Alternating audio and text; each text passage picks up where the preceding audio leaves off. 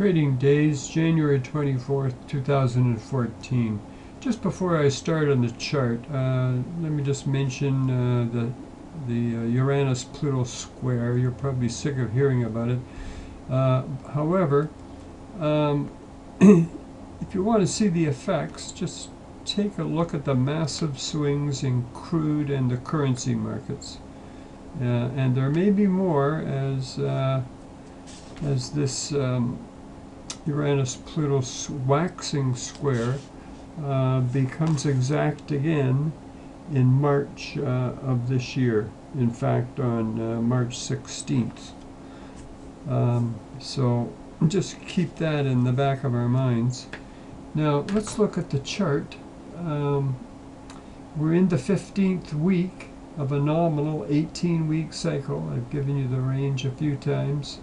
I'm now looking around the March 11th date for the trough to this primary cycle. Main reason is I've got found two aspects that are going to be coming up which have a strong historical correlation to changes in trend in the primary cycle. So I've got a plus or minus a week around this March 11th date. Now, the chart itself, after that news, this broke straight up to the end of Thursday anyway, and price is now above the 15 and 45 day simple moving averages, which is bullish. However, it did come off on Friday. Now, one would think there would be continued strength with what the EU has done, and the QE program is going to release more trillions of dollars into the financial system. But this may be marking something else. Let's just go back here. This is the top so far. That's the top of this primary cycle, and it's an all-time high as well. So if we mark this as the, I'm going to look at a head and shoulders pattern. This is the head, this is the left shoulder, and this would be the forming right shoulder.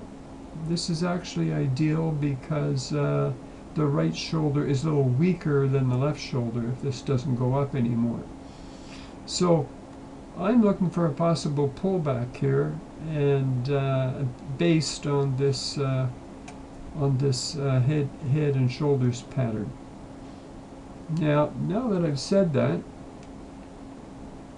there's also a reverse head and shoulders pattern on the same chart. This being the head, this reverse, remember, and we could look at this as being the shoulder, and then we could look at this being the shoulder. In this case, this would shoot right up based on the pattern. So I'm really looking strongly at this head and shoulders pattern, and therefore we'd be moving down. It's in the right time frame to get a crest to the primary cycle and then down into this March date. So we'll watch and see what happens this week.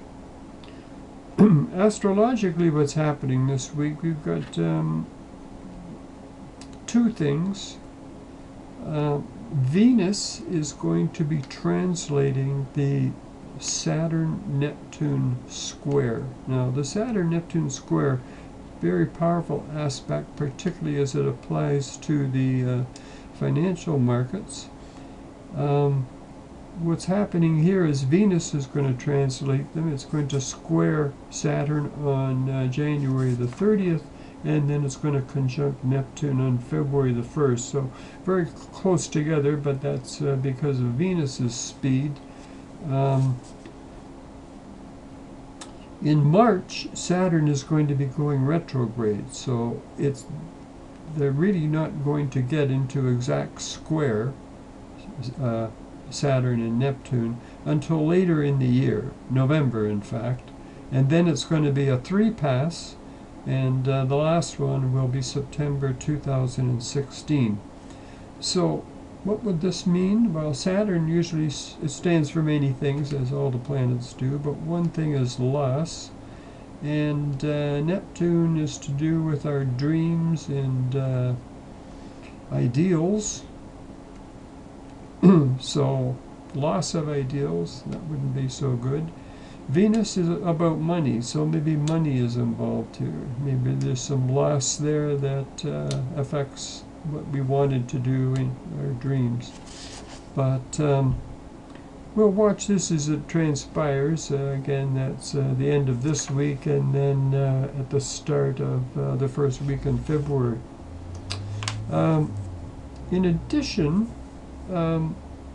there is a Sun conjunct Mercury on the 30th. Now, if you follow cycles, the astrological cycles closely, this is the conjunction which starts a new cycle for the Sun and Mercury. Remember, Mercury is retrograde here. This usually happens very close to the center, and I'll put in another chart. That'd be the best way of doing this, and just show you the effects in the past of what happens when the Sun conjuncts Mercury in the middle of a retrograde. That's all I was going to say on this one. Thank you very much.